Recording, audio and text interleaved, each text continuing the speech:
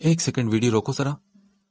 Video देखते हुए तकरीबन 5 बजे के करीब नूर रेस्टोरेंट से बाहर आती नजर आई तो अरहम ने उस लड़के को वीडियो रोकने का कहा। ये नूर ही है ना? तस्वीर को खुद ही जूम करके उसने जारून की तरफ देखा।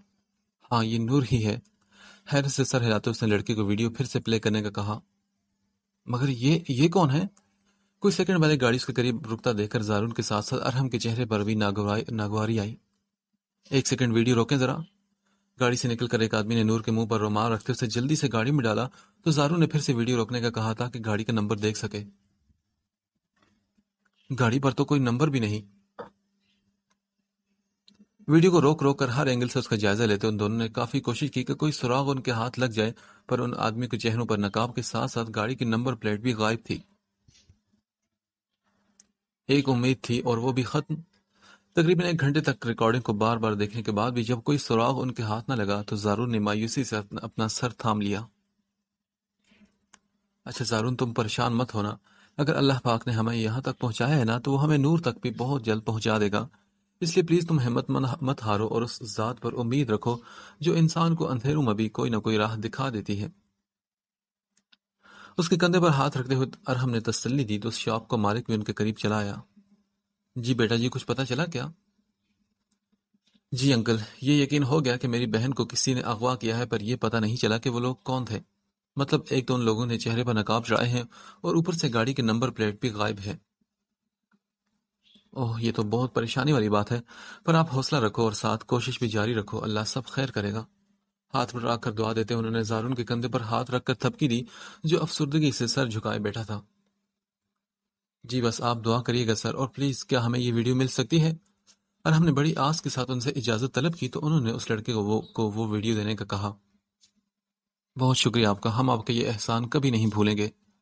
उनका शुक्रिया अदा करते ही वीडियो मिलते ही वो लोग इजाजत तलब करके बाहर की जानब बढ़ गए। रजा, अगर तुम्हारा आज कॉलेज जाने का इरादा नहीं तो क्या हम आज नूर की तरफ चक्कर लगा ले? पता नहीं क्यों, पता नहीं क्या मसला है, कल से मेरा नूर की जानब से दिल बड़ा परेशान है और ऊपर से जारून ने भी इससे बात नहीं करवाई। बेड से उठते उन्होंने कल शाम से अपने दिलो दिमाग पर छाई बेचैनी को जाहिर किया। अम्मी परेशान मत हो, उन्हें याद नहीं रहा होगा, भूल गए होंगे भाई। और आप क्यों फिक्रमंद हो रही हैं? मुझे उम्मीद है कि आप भी बिल्कुल ठीक ठाक होंगी, इसलिए आप प्लीज परेशान मत हो। और चले मैं आपकी काम में मदद करता हूँ ताकि काम जल्दी खत्म हो और फिर हम वहां जा सके। उन्हें एक नई फिक्र में मुब्तला होता देखकर रजा ने उनका ध्यान हटाते हुए उनके साथ ही बाहर का रुख किया ताकि वो फजूल किस्म की बातों को सोच सोच कर फिर से अपनी तबीयत खराब न कर लें। वीडियो हासिल करने के बाद अरहम ने गाड़ी का रुख पुलिस स्टेशन की जानब किया ताकि डीएसपी को वो रिकॉर्डिंग दिखा सके। वो फुटेज देखते ही डीएसपी ने हैरानी से उन दोनों की जानब देखा। ये आप लोगों को कहां से मिली? देखिए, आपको इससे मतलब नहीं होना चाहिए कि ये हमें कहां से मिली। बस मुझे ये बताएं कि कल से आप लोग कौन सी तहकीक कर रहे हैं जो ये वीडियो आपके हाथ नहीं लगी। जारून की खामोशी पर इस बार अरहम ने डीएसपी पर बरसते हुए सवाल किया। सर देखें, हम अपनी जानब से पूरी कोशिश कर रहे हैं। इस बात का ख्याल मेरे जहन में नहीं आया कि वहां आस पास के एरिया में कोई कैमरा मौजूद हो सकता है, इसलिए ये वीडियो अब तक हमारे हाथ नहीं लगी। हालांकि हमने उस एरिया में मौजूद हर बंदे को अपनी तहकीक में शामिल किया था। अरहम के बरहम होने पर डीएसपी ने अपनी नौकरी खतरे में देखकर बड़े तहम्मुल के साथ उसे कायल करने की कोशिश की। मुझे आपकी किसी बात पर यकीन नहीं और अब हम सीधा डीआईजी से बात करेंगे। उसकी बातों को दफा करते हुए अरहम को उसके गड़बड़ाने पर जारून की बात सच लगी कि ये पुलिस वाले भी उन लोगों के साथ मिले हैं। सर प्लीज आप ठंडे दिमाग से मेरी बात सुने। मैं आपको कह रहा हूं ना कि हम अपनी जानिब से पूरी कोशिश कर रहे हैं, तो क्यों आप मेरी बात का यकीन नहीं कर रहे? प्लीज देखें, आप बैठे, मैं आपको सारी बात तफसील से बताता हूँ। डीएसपी जो उस वीडियो वाले की जुबानी हैदर शाह के बेटे मुराद शाह को इस वाक़े में मुलव्वस होने के बारे में जान चुका था, उससे अरहम की जुबान से डीआईजी तक बात पहुंचने का सुनते ही जल्दी से बौखलाकर उसे ठंडा करने की कोशिश की, जो उसकी कोई भी बात सुनने को तैयार नहीं था। बस रहने दे सर, आपने जितनी कोशिश करनी थी कर ली। अब मैं आपको बताऊंगा कि कोशिश करते कैसे हैं। जारून को उठने का कहकर अरहम ने उसे धमकी देते हुए बाहर का रुख किया तो जारून भी एक सख्त निगाह उस पर डालते हुए उसके पीछे बढ़ा। उफ खुदाया, ये कैमरा मुझे क्यों नजर नहीं आया? उन दोनों के जाते ही डीएसपी ने अपना सर पकड़कर अपनी अकल पर मातम किया और मोबाइल उठाकर हैदर शाह को कॉल मिलाने लगा, जिनसे वफादारी निभाते उसने उस वीडियो वाले से सब जाने के बाद ही उसे कहीं रुपोश कर दिया था। जार, कहाँ हैं आप? بند آنکھوں سے اس کا نام پکارتے ہوئے نور نے سر میں ہونے والے درد کی وجہ سے چہرے پر تکلیف کے آثار سجائے تو شکور اور رفیق جو پچھلے چند گھنٹوں سے اس کے پاس بیٹھے تھے اس کی آواز پر اٹھ کر بیٹھ کے قریب آئے. ہاتھ اپنی پیشانی پر رکھتے اس نے اپنی آنکھیں کھولی تو ان دونوں نے شکر ادا کیا. لگتا ہے کہ اس کے سر میں درد ہے. میں سلیمان سے فون کر کے کسی دوائی کے بارے میں پوچھتا ہوں جب تک تم اس کے لیے کچھ کھانے کا بندوبست کرو. شکور سے کہتے ہوئے رفیق نے اپنا موبائل نکالا تو وہ سر ہلا کر باہر کی جانب بڑھ گیا. زار پلیز مجھے یہاں سے لے جائیں, یہ لوگ بہت برے ہیں. رفیق بھی دوسری طرف رابطہ جڑنے پر کمرے سے باہر نکلا تو نور نے چند منٹ تک اپنے آس پاس خاموشی محسوس کرتے پھر سے آنکھیں کھولی اور ہمت نہ ہونے کے باوجود بھی اٹھ کر بیٹھی. یا اللہ میری مدد کر اور مجھے ان شیطانوں سے بچا لے. آنکھوں سے نکلتے گرم سیال کو گالوں پر بہاتے اس نے بے بسی سے اپنے رب کو پکارا. یا اللہ آپ کو آپ کے حبیب صلی اللہ علیہ وسلم کا واسطہ مجھے ان لوگوں کے ہاتھوں بے آبرو مت کریے گا. آپ کو آپ کے محبوب کا واسطہ مجھے موت دے دے پر ان غلیظ لوگوں کے سامنے بے بس مت کر. یا اللہ آپ تو رحمان ہیں نا, پلیز مجھے پر رحم کریں, مجھے اس طرح کی اذیت نہ دیں جس سے میں سہ نہ پاؤں. ہاتھ جوڑ کر التجا کرتے ہوئے ایک بار پھر سے اشک بار ہوئی اور گڑ گڑاتے ہوئے اپنے رب سے اپنی رہائی کی دعا مانگنے لگی. ارے واہ بھائی, بلبل بلبل تو خود ہی اٹھ کر بیٹھ گئی. چہرے کو ہاتھوں میں چھپائے وہ اپنے رب سے دعاؤں میں اور التجاؤں میں مصروف تھی جب ایک آدمی کی آواز اس کے کانوں میں پڑی. کیا ہوا, رو کیوں رہی ہو؟ اس کے ہاتھ ہٹاتے اسے روتا دیکھ کر شکور نے ہاتھ میں پکڑی کھانے کی ٹرے سائڈ ٹیبل پر رکھتے اس کے قریب بیٹھ کر فکر مندی کا اظہار کیا تو نور پھر سے اس شخص کو اپنے قریب دیکھ کر جلدی سے پیچھے ہوئی. میرے قریب مت آنا, پیچھے ہٹو. اوکے ٹھیک ہے, اگر تم چاہتی ہو کہ میں تمہارے قریب نہ ہوں تو چپ چاپ یہ کھانا کھا لو, ورنہ. اپنے ہونٹوں پر انگوٹھا پھیرتے اس نے اپنی بائیں آنکھ دبائی تو نور نے جلدی سے ٹرے اپنے سامنے کرتے ہوئے اپنے آنسو کو اندر جذب کیا اور اس شخص کی خباثت دے کر جلدی سے نوالا بنا کر اپنے منہ میں رکھا. شاباش, بلبل تو خوبصورت ہونے کے ساتھ کافی سمجھدار بھی ہے.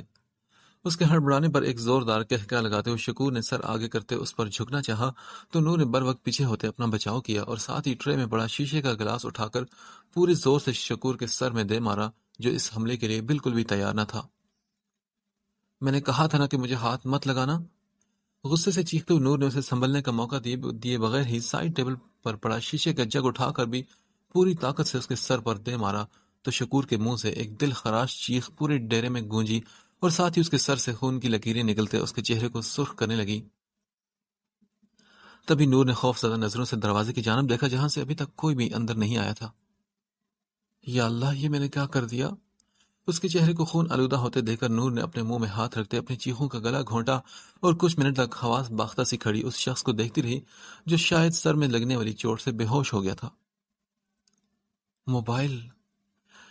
کچھ وقت تک کسی کو کمرے میں نہ آتا دیکھ کر نور نے اپنے چہرے سے ہاتھ پھیرتے ہوئے خود کو سنبھالا اور بیڈ پر پڑے موبائل کی جانب متوجہ ہوئی جو یقیناً اسی شخص کے ہاتھ سے گرا تھا.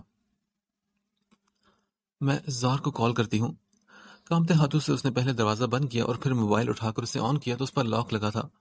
ہونٹوں پر زبان پھیرتے انہیں ترک کرتے ہوئے نور نے ایک بار پھر سے دروازے کی جانب دیکھا. یہ لاک اب کیسے کھلے گا؟ کسی کی بنا آنے پر مطمئن ہوتے اس نے حوصلہ کر کے اس شخص کا انگوٹھا پکڑ کر موبائل پر لگایا تو خوش قسمتی سے وہ دوسری ہی کوشش میں کھل گیا. یا اللہ پاک, پلیز میری مدد کرنا. نظریں دروازے پر رکھے اس نے جلدی سے زارون کا نمبر ڈائل کیا جو ابھی اس نے کچھ دن پہلے ہی بمشکل یاد کیا تھا. زار پلیز فون اٹھا لے میرا, جلدی کریں. نظریں دروازے پہ ٹکائے اس کا دل تیزی سے دھڑکا. ہیلو, کون؟ ایک انجان نمبر سے آنے والی کال کو ایک دو بار نظر انداز کرتے اس نے ارحم کے کہنے پر کال ریسیو کی. زہر مجھے بچا لے پلیز.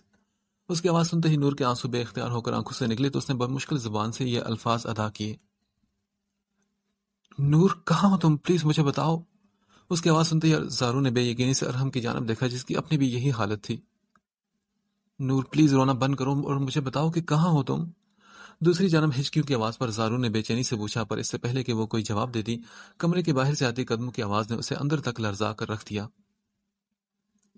زار مجھے بچا لے, یہ لوگ بہت برے ہیں, زار پلیز. قدموں کی آواز قریب آنے پر اس نے جلدی سے اپنی بات مکمل کی اور اس کسی کے آنے سے پہلے ہی کال چلتی چھوڑ کر جلدی سے موبائل لے کر وہاں موجود واش روم کی جانب بڑھی. نور کیا ہوا, بولو نا, کیا ہوا ہے, کہاں ہو تم, ٹھیک تو ہو نا؟ دوسری طرف اس کی آواز آنا بند ہوئی تو زارون نے موبائل سے کان ہٹا کر اس کے کال پر ہونے کا یقین کیا. پلیز تم گھبراؤ مت اور کچھ دیر جیسے بھی ہو سکتا ہے کال کو آن رکھو. اس کی گھٹی گھٹی سسکیوں پر زارون نے اسے حوصلہ دیتے ہوئے چند منٹ مزید کال جاری رکھنے کا کہا تاکہ اس نمبر کو ٹریس کرنے میں آسانی ہو۔ نور میں پاس ہوں تمہارے، تم بس پریشان مت ہونا، میں جلد تمہیں ڈھونڈ لوں گا۔ ارہم نے اس کے اشارہ کرنے پر گاڑی ریورس کر کے فون ایکسچینج کی جانب موڑی تو زارون نے دوسری جانب نور کو سہارا دیا جس کی نظریں اب واش روم کے دروازے کی جانب تھی جو کوئی شخص اسے گالیاں دینے کے ساتھ پورے جوش سے کھولنے کی کوشش میں لگا ہوا تھا۔ کیا سب تیاریاں مکمل ہو چکی ہیں؟ حیدر شاہ نے مراد شاہ کو اپنی جانب آتا دیکھ کر پوچھا جو ابھی تمام انتظامات کا جائزہ لے کر آیا تھا۔ جی بابا سائیں، سب کچھ ٹھیک ہے، بس ابھی 10 منٹ تک ٹرک یہاں سے نکل پڑے گا۔ انہیں ہر کام کی تفصیل بتاتے ہوئے اس نے انہیں مطمئن کیا۔ ٹھیک ہے مراد، بس اب یہ ٹرک خیر خیریت سے پہنچے تو مجھے دلی سکون ملے گا۔ دونوں ہاتھوں کی انگلیاں آپس میں پیوست کرتے حیدر شاہ نے آج کے کام کے لیے فکر مندی کا اظہار کیا۔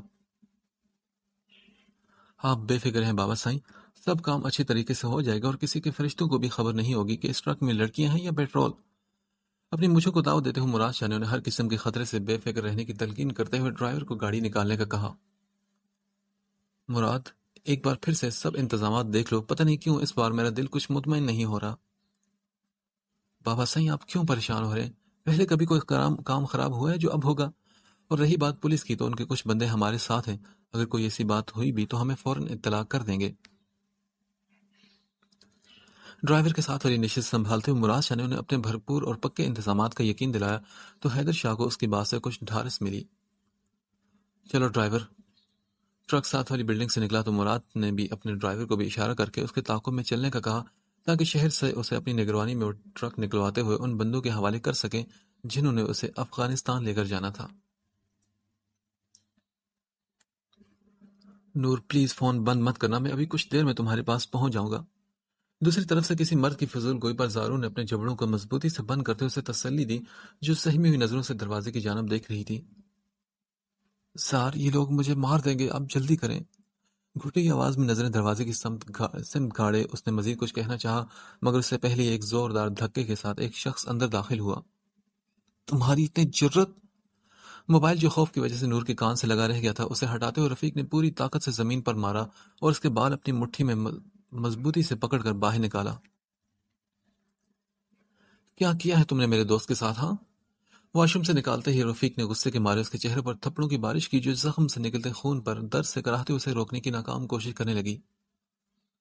تمہاری ہمت کیسے ہوئی اتنی دلیری دکھانے کی؟ اس کے بالوں کو مزید مضبوطی سے پکڑ کر اپنے چہرے کے قریب کرتے ہوئے رفیق کی آنکھوں میں خون اتر آیا۔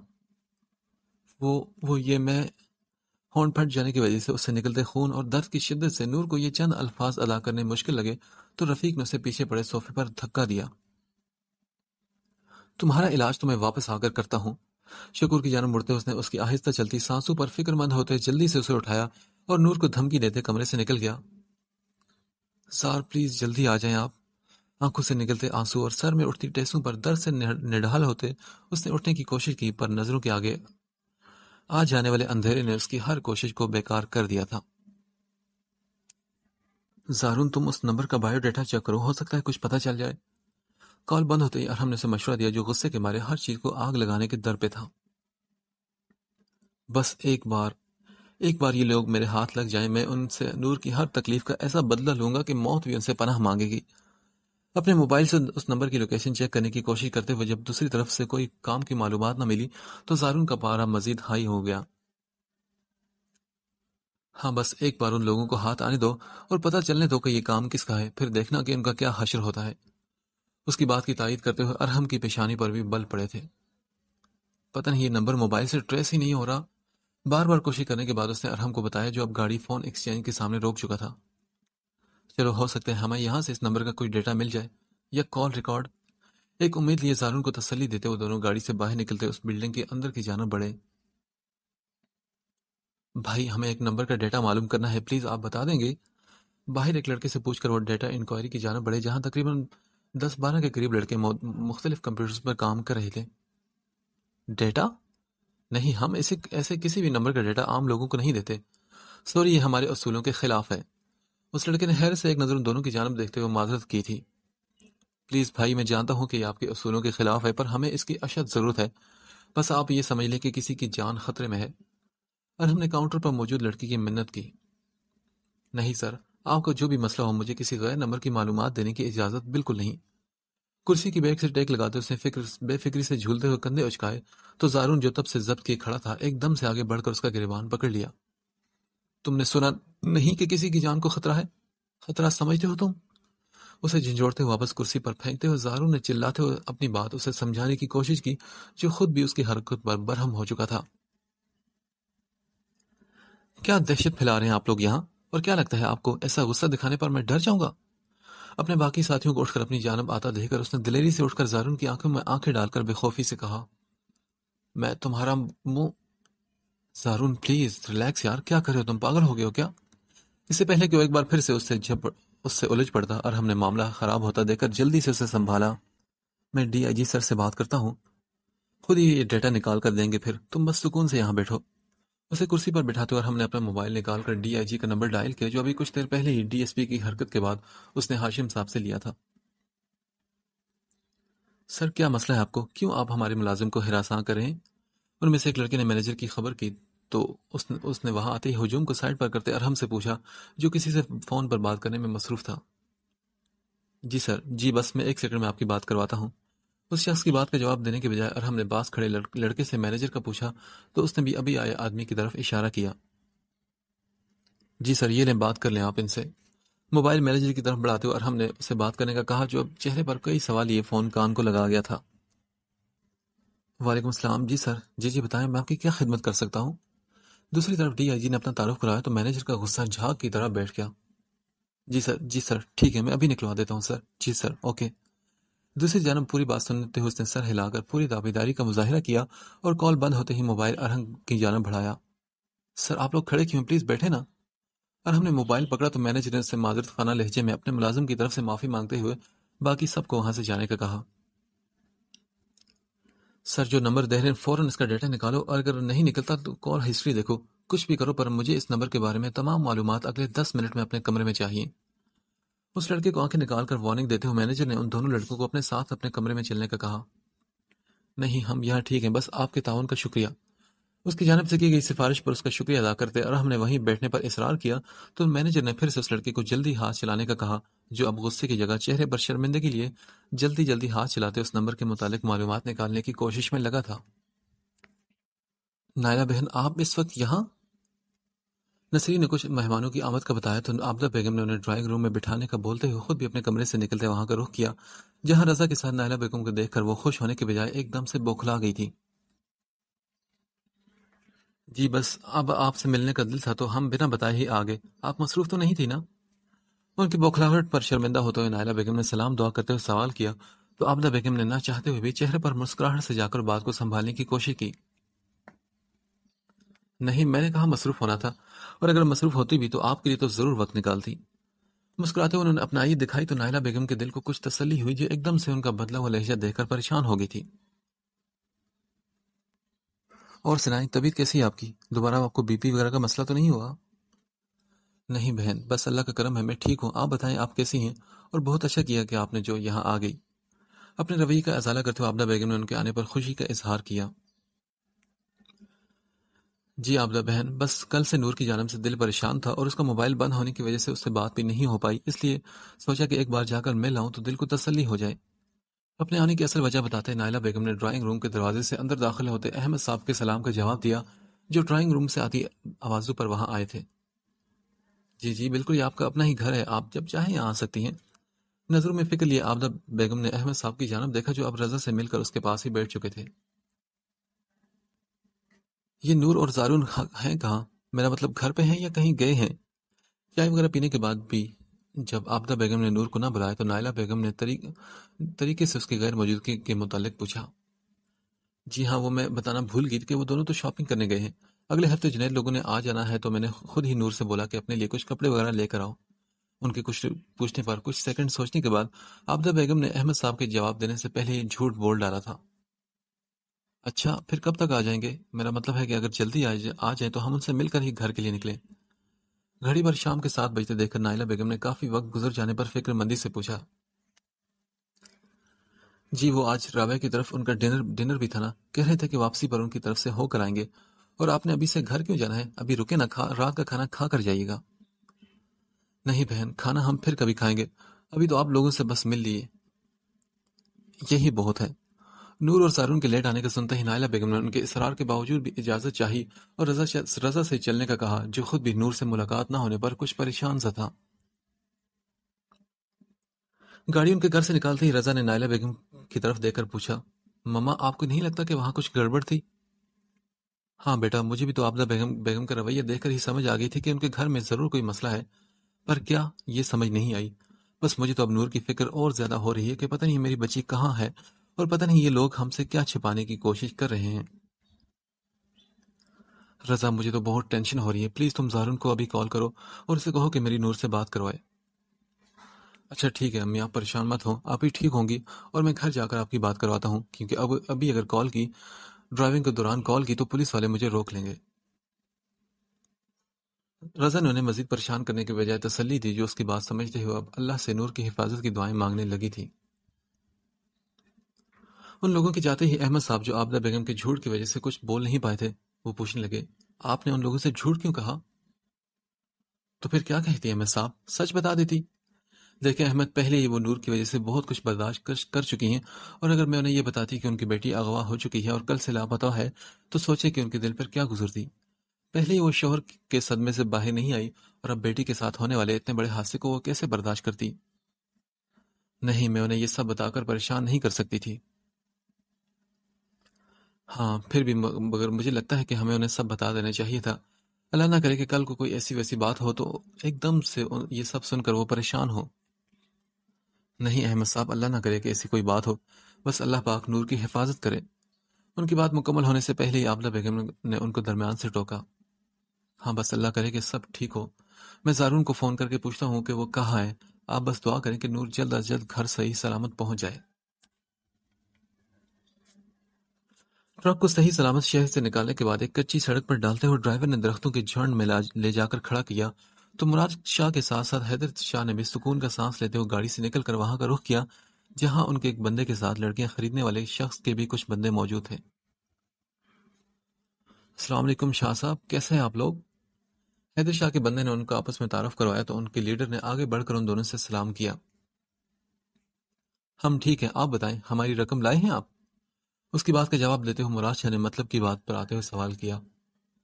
جی جی شاہ صاحب، ہم رقم لایا ہے، پر وہ ہم آپ کو مال کے پورا ہونے کے بعد تسلی کے بعد ہی دے گا۔ اپنی شرط بتاتے ہوئے اس شخص نے مراد کو چلنے کا کہا تو وہ حیدر شاہ کو وہیں رکنے کا کہہ کر اس کے ساتھ درختوں کی جانب بڑھا جہاں لڑکیوں سے بھرا ہوا ٹرک موجود تھا۔ لڑکیاں گنوانے کے بعد مراد شاہ نے اس کے چہرے پر مسکراہٹ دے کر پوچھا، ہوگی تسلی؟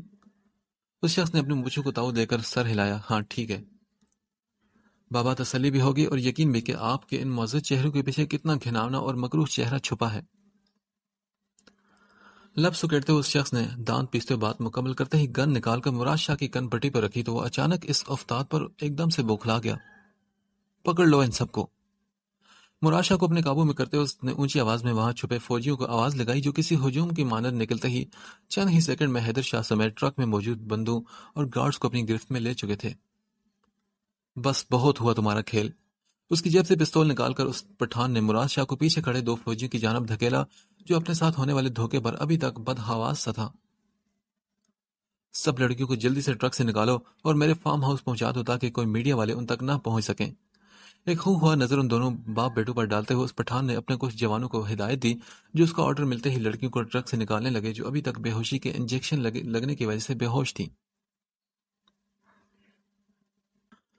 سر یہ لیں، یہ فون کال اس جگہ سے کی گئی تھی۔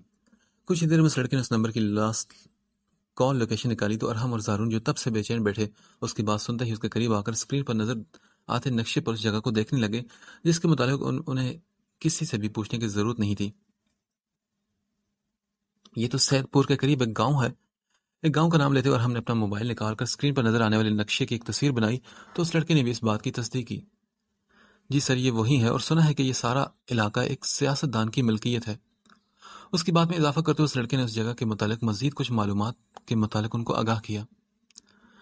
ٹھیک ہے چلو، بس ہمیں جلدی وہاں پہنچنا ہے۔ اس کی بات مکمل ہوتے ہی زارو نے مزید وقت ضائع کیے بنا باہر کا رخ کیا تو اور ہم نے اس لڑکے کا شکریہ ادا کر کے اس کے پیچھے ہی بلڈنگ سے نکلتے اسے روکا۔ زارون کیا ہو گیا یار، پلیز ہوش سے کام لو، ہم لوگ وہاں اکیلے نہیں جا سکتے۔ کیوں نہیں جا سکتے؟ اگر تم وہاں نہیں جانا چاہتے تو میں اکیلا چلا جاؤں گا۔ اس کے منع کرنے پر زارو نے اسے مزید کچھ بولنے کا موقع دیے بغیر ہی اپنی بات کہتے ہوئے گاڑی کی جانب بڑھنا چاہا تو ارحم نے اس کے سامنے آ کر اس کا راستہ روکا۔ میں نے پہلے کبھی تمہارا ساتھ چھوڑا ہے جو اب چھوڑوں گا، اور تمہارے لیے تو میں جان بھی دے سکتا ہوں۔ اس کی بات پر شکوہ کرتے ہوئے ارحم نے اسے اپنے سینے سے لگایا جو غصے میں اس کا دل دکھا چکا تھا۔ اب بکواس مت کرو، میں پہلے ہی بہت پریشان ہوں۔ اس کے جذباتی انداز پر برا مناتے ہوئے زارو نے اسے خود سے الگ کیا۔ بکواس نہیں کر رہا، بس تمہیں سمجھانے کی کوشش کر رہا ہوں کہ وہاں اکیلے جانا خطرے سے خالی نہیں۔ پتہ نہیں وہاں کتنے لوگ ہوں، اور ہو سکتا ہے کہ ان کے پاس ہتھیار بھی ہوں جن کا مقابلہ ہم اپنے ہاتھوں سے تو نہیں کر سکتے، اس لیے پلیز ہوش سے کام لو۔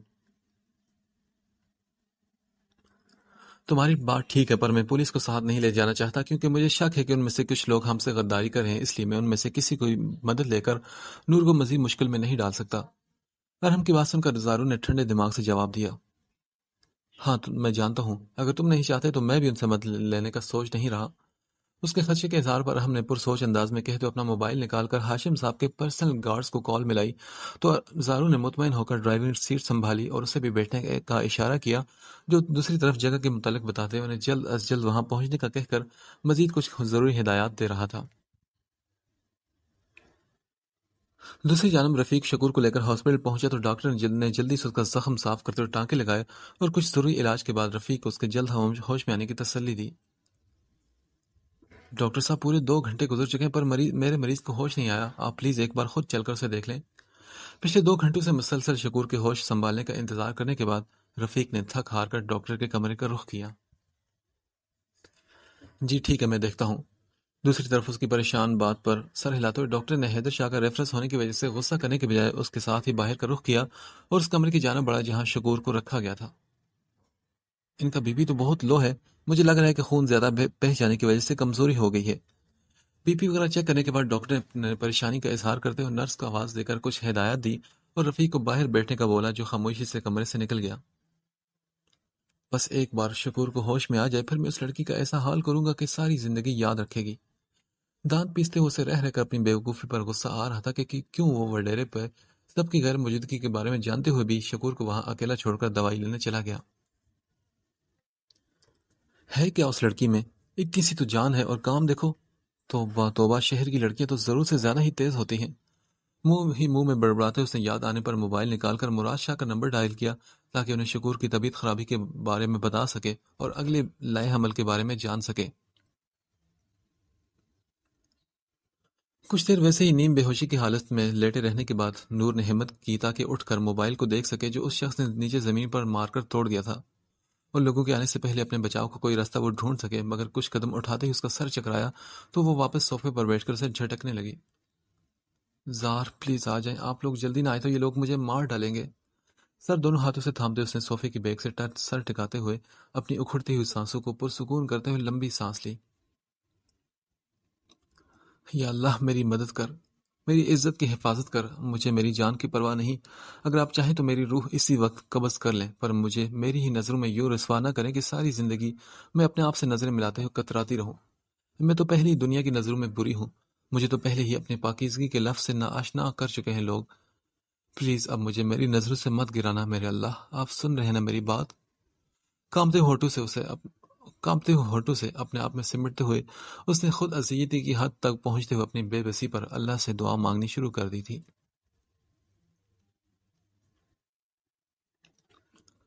کچھ دیر شکور کی طبیعت سنبھلی تو رفیق اپنے ایک اور ساتھی کو اس کے پاس ہاسپٹل میں چھوڑ کر ڈیرے کا رخ کرنے لگا تاکہ وہاں پہنچ کر اس لڑکی کا کوئی انتظام کر سکے جس کی حفاظت کی ذمہ داری وہ چوکیدار کو سونپ کر آیا تھا۔ کیسی طبیعت ہے اب شکور کی؟ رفیق کو گیٹ کی جانب آتا دیکھ کر اس چوکیدار نے اٹھ کر اس کے قریب آ کر پوچھا۔ ہاں وہ ٹھیک ہے، اور اب کہاں ہیں سب؟ ابھی تک آئے نہیں؟ ڈیرے میں خاموشی محسوس کرتے ہوئے رفیق نے باقی ملازموں کے متعلق پوچھا جو آج صبح سے ہی مراد شاہ اور حیدر شاہ کی غیر موجودگی کا فائدہ اٹھاتے ہوئے سیر سپاٹوں پر نکلے تھے۔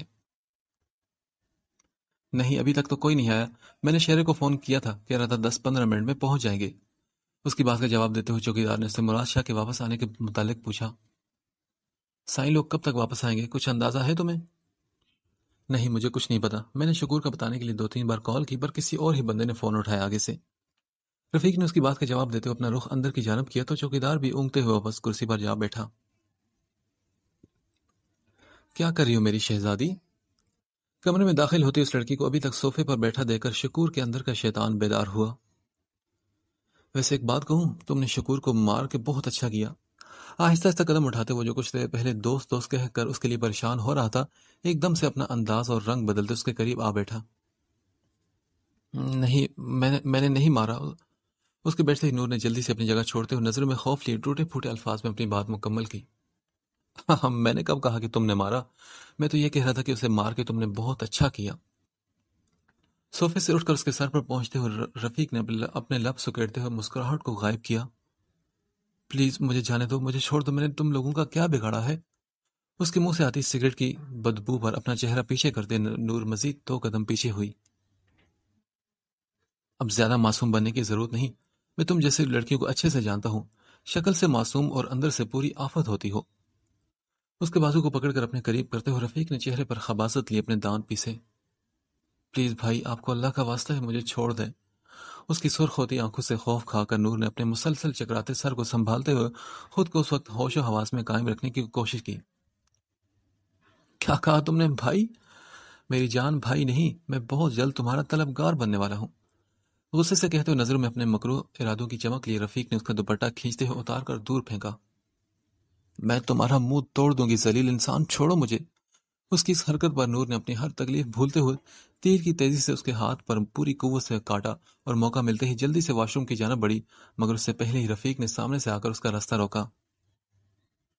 بہت چالاک بننے کی کوشش کر رہی ہو تم نا، پر یہ نہیں جانتی کہ یہاں تم سے بھی زیادہ چالاک لوگ موجود ہیں۔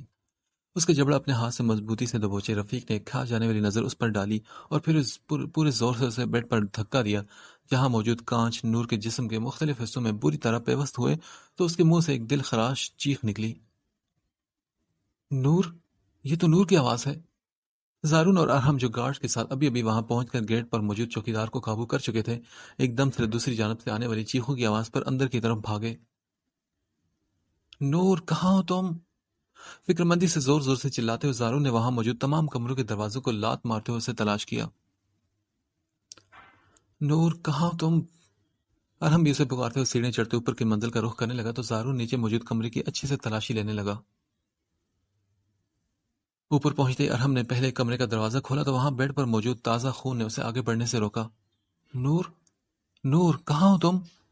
جلدی سے اندر داخل ہوتے اس نے کمرے کے چاروں طرف دیکھا اور وہاں نظر آتے دوسرے دروازے کی جانب بڑھا جو اندر سے بند تھا۔ کھولو دروازہ ورنہ میں تمہیں جان سے مار دوں گا، دروازہ کھولو۔ ایک دو لاتے مارنے کے بعد ارحم نے دروازہ توڑتے بنا سوچے سمجھے اندر کی جانب قدم بڑھائے تو رفیق جو پہلے ہی کسی انجان آواز پر اس لڑکی کو اپنے ساتھ واش روم میں بند کیے کھڑا تھا، ایک دم سے اپنی جان جانے کے خوف پر ایک کے بعد ایک فائر نکالتے دوسری طرف سے آتے شخص کو وہیں خاموش کروا گیا۔ فائر کی آواز پر جہاں زارون بھاگتے ہوئے اوپر کی جانب بڑھا، وہیں اس کے گارڈز ارحم کے کہنے پر دوسری جگہوں پر جو نور کو تلاش کر رہے تھے وہ بھی جلدی سے اپنا کام چھوڑ کر وہاں پہنچے۔ ارحم، کیا ہو تمہیں؟ زارون نے کمرے کے کھلے دروازے کی جانب اپنا رخ کیا تو 2 گارڈز نے بھی اس کی پیروی کی۔